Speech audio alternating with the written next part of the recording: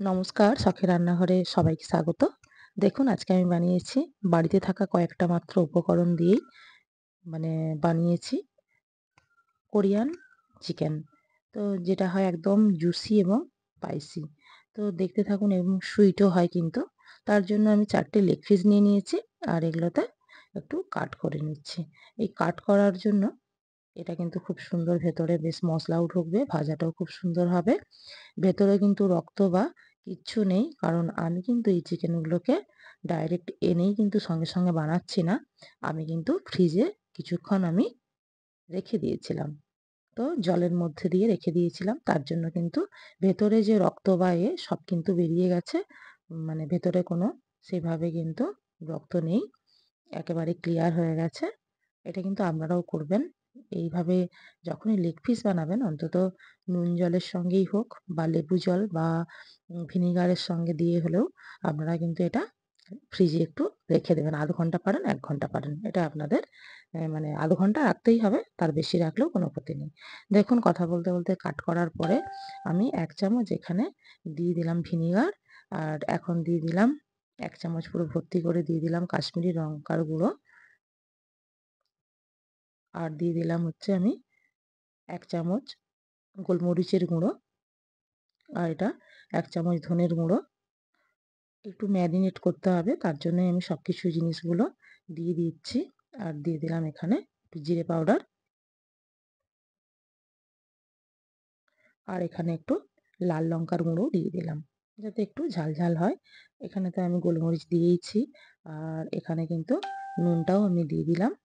নুনটা কিন্তু আমি একটু বেশি পরিমাণেই দিচ্ছি। কারণ আমি এর যে কোটিং হবে সেই একদম হিসেব করেই কিন্তু বেশি করেই দিয়ে দিলাম। আর এখানে আমি দিয়ে দিচ্ছি ২ চামচ আদা ও রসুন পেস্ট। ২ চামচ দিলেই এনাফ যেহেতু ৪ টে লেগ পিস আছে।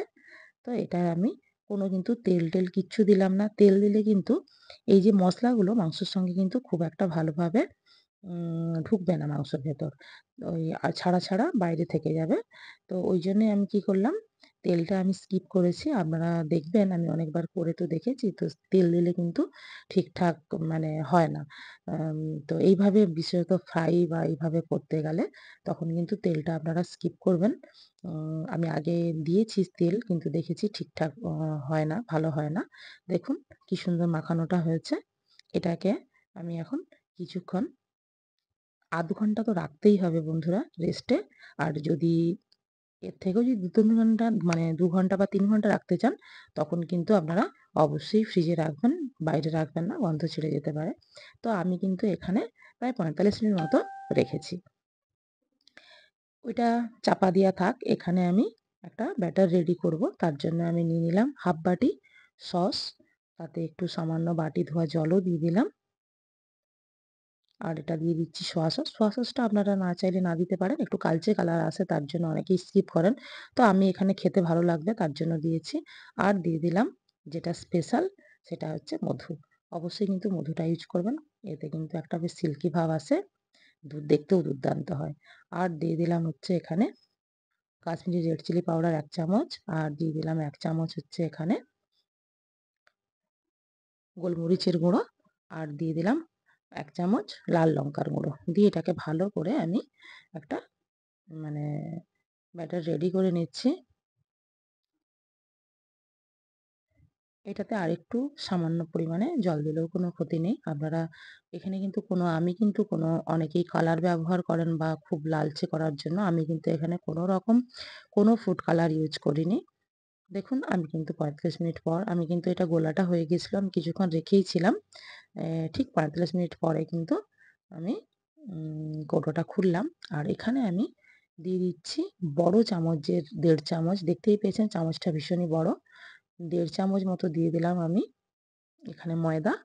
আর ১ চামচ ভর্তি বড় চামচের ১ চামচ ভর্তি দিয়ে দিলাম চালের গুঁড়ো। চালের গুঁড়োটা কিন্তু অনেকেই স্কিপ করেন। তো আমি বলব চালের গুঁড়ো কর্নফ্লাওয়ারের থেকেও চালের গুঁড়ো যদি দেন তাহলে কিন্তু খুব ভালো হয় কোটিংটা। একেবারেই কিন্তু খুলবে না। তো কোটিংয়ে যদি একটু জলের পরিমাণ হয়, আমার তো দেখুন ২ চামচ মতো একটু লেগেছে হালকা। তা আপনাদেরও যদি লাগে তো একটু দিতে পারেন জল, অসুবিধে নেই। কিন্তু একেবারেই বেশি দেবেন না। আমরা মাখানাটা যেভাবে মাখাচ্ছি দিলেই দেখতে বুঝতে পেরেছেন যে মসলা কিন্তু একেবারেই কিন্তু আলাদাভাবে কিন্তু ছেড়ে বা লেগে জামের মধ্যে কিন্তু থকথকে ভাবে পড়ে নেই। তাহলে বুঝতেই পেরেছেন যে মসলার কিন্তু পরিমাপ একেবারে পারফেক্ট এবং চিকেনের সঙ্গে পুরোটাই কিন্তু গায়ে লেগে আছে। তো এখন আমার মাখানো রেডি। রেস্টেও আমি রেখে দিলাম। এইটার পরেও আমি কিন্তু হাতে বেশি সময় ছিল না, ১৫-২০ মিনিট মতো আমি রেখে দিয়েছিলাম। তো এটা আমি দেখিয়ে দিলাম। একটা কড়াই বসিয়ে নিয়েছি। কড়াইয়ে আমি কিন্তু দিয়ে দিলাম এখানে রোস্ট করার জন্য একটু হালকা রোস্ট করে নেব সাদা তিল। এটা জাস্ট একটু বেশ মানে মুচমুচে ভাব একটু চিবালে যখন খাবেন তখন দাঁতে লাগবে, খুব ভালো লাগবে। তিলের টেস্ট তো খুব সুন্দরই লাগে, ভাজা তিলের টেস্ট। তার জন্য আমি তিলটাকে ভেজে আমি তুলে রেখে দিলাম। সেই কড়াইতে আমি রিফাইন অয়েল দিয়ে দিলাম। ডুবো তেলে ভাজার মতো সেইভাবেই আমি দিচ্ছি। খুব বেশি তেল দিচ্ছি না, কারণ নষ্ট হবে তেলটা। তো সেভাবে আমি এবারে দুটো করে ভাজা যাবে সেই হিসাবেই আমি দিয়ে দিয়েছি তেলটা। তো আপনারা চাইলে ফ্রাইং প্যানেও ভাজতে পারেন। তো আমি কিন্তু একটু ডুবো তেল অর্ধেকটা অন্তত যেন হয় সেইভাবেই আমি তেলটা দিলাম।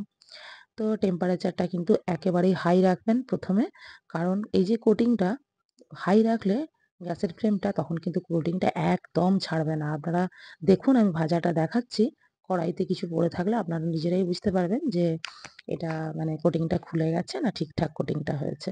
একেবারেই পারফেক্ট, মাপটাও কিন্তু একেবারেই ঠিক হয়েছে। আপনারা কিন্তু অবশ্যই এইভাবে কিন্তু বানাবেন আর মাপটা ঠিক মতো করবেন, তাহলে দেখবেন একেবারে সুন্দর হবে, পারফেক্ট হবে। দেখুন আমার ভাজাটা দেখলেই বুঝতে পারবেন কড়াইতে কিন্তু কোনো কিছু পড়ে নেই, একদম পারফেক্ট ভাজা হয়েছে। তো প্রথমে কিন্তু হাই হিট, তারপরে কিন্তু আপনারা লো টু মিডিয়াম রাখবেন, তখন কিন্তু অসুবিধে নেই, কারণ একটু টাইম নিয়ে ভাজতে হবে। টাইম নিয়ে না ভাজলে ভেতরটা কিন্তু মানে কাঁচা থেকে যেতে পারে। তো দেখুন ভাজাটা কিন্তু আমি অনেকখানি সময় প্রায় ৫-৭ মিনিট ধরে এটা আমি কিন্তু ভেজেছি, পুরোটা আমি দেখাতে পারলাম না। তো এখন আমি তুলে নিলাম। যেহেতু এটা ডবল কোটিং হবে তার জন্য কোনো অসুবিধে নেই, এখন একটু কম থাকলেও কোনো ক্ষতি নেই। একটা ব্যাচ হয়ে গেল, আরেকটা ব্যাচে আমি দুটো ভেজে নিচ্ছি। একইভাবে হাই হিট প্রথমে, তারপরে কিন্তু লো টু মিডিয়াম, এই তাপমাত্রাটাও কিন্তু খুব ডিপেন্ড করবে আপনার এই মানে রেসিপিটা ঠিকঠাক হওয়ার জন্য। তার জন্য কিন্তু এটাও কিন্তু আপনাদেরকে মাথায় রাখতে হবে যে অবশ্যই প্রথমে একদম হাই হিটে ভাজবো, তারপরে কিন্তু লো টু মিডিয়াম করব। তো দেখুন এটা কিন্তু ভাজা হয়ে গেল। দেখুন আগে যেগুলো আমি ভেজেছি সেটাই কিন্তু ডবল কোটিং, আবার আরেকবার মানে কোটিং না, আমি আরেকবার ভাজবো। দেখুন ঠান্ডা হয়ে গেছিল দেখেই বুঝতে পেরেছেন। আগে যে দুটো ভেজেছি সেই দুটো প্রথমে আবার ভেজে নিচ্ছি।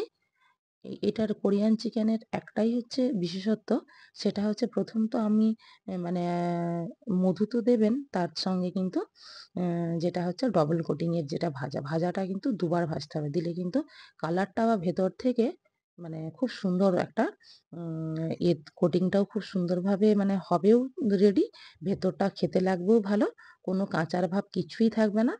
তো এই জন্যই কিন্তু কোরিয়ান চিকেন এইভাবেই স্পেশাল। তো দুবার ভাজা, আর কিন্তু মধুটা কিন্তু মাস্ট। মধু কিন্তু বন্ধুরা স্কিপ করবেন না।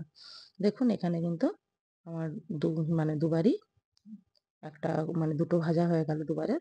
আরেকবারও এইভাবেই আমি আর দুটো যে আছে এভাবেই আমি ভেজে নেব। এটা কিন্তু বেশি না, খুব বেশি একদম ভাজবেন না। খুব বেশি ভাজলে কি হবে, কালচে ভাবটা বেশি হয়ে যাবে আর একটু শক্ত ভাবটা বেশি হয়ে যাবে। তো দেখুন ভাজাটা কিন্তু যথেষ্টই মানে হচ্ছে টাইম মতো। এটা কিন্তু ২ মিনিট মতো, পরের যে কোটিংটার যে মানে ডবল যে ভাজাটা ভাজবেন সেটা কিন্তু ২ মিনিট মতো ভাজলেই এনাফ। বেশি কিন্তু ভাজার কোনো প্রয়োজন নেই। এতেই কিন্তু একেবারেই সুন্দর হয়ে যাবে ভাজা।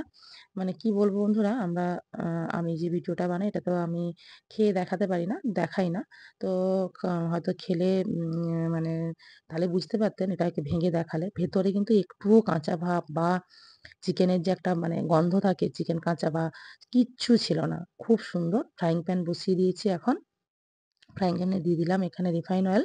আপনারা চাইলে এখানে ঘিও ইউজ করতে পারেন বা বাটার, আমি কিন্তু বাটার টাটার কিচ্ছু দিইনি। আমি কিন্তু রিফাইন অয়েল দিয়েছি আর দিয়ে দিয়েছি গ্রেট করে রাখা রসুন। এখানে প্রায় ৬ কোয়া মতো রসুন দেওয়া ছিল। আর যে মিশ্রণটা আমি তৈরি করেছিলাম গ্রেভিটা, সেটাও আমি এখন দিয়ে দিলাম। সসের যেটা আমি রেডি করেছিলাম, তো সেটাও আমি দিয়ে দিলাম। এবারে কিন্তু ভালোভাবে এটাকে একটু আমি ফুটিয়ে নেব।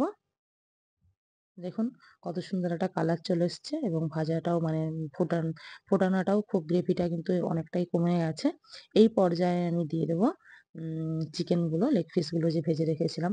বেশি কিন্তু আ মানে গ্রেভিতে কিন্তু জল বেশি রাখবেন না। যদিও দিয়েও দেন তাহলে কিন্তু এভাবে কিন্তু ফুটিয়ে কিছুটা কমিয়ে নেবেন। কারণ এই চিকেনের লেগ পিসগুলো খুব বেশিক্ষণ কিন্তু এই মানে সসের সঙ্গে খুব বেশিক্ষণ কিন্তু নাড়াচাড়া করা যাবে না। কারণ তখন কিন্তু একটা চিমড়ে ভাব হয়ে যাবে। তখন এই যে একটা মানে ওপরে হচ্ছে আপনার মানে ভেতরটা জুসি আর উপরটা একদম ক্রাঞ্চি সে ভাবটা কিন্তু থাকবে না।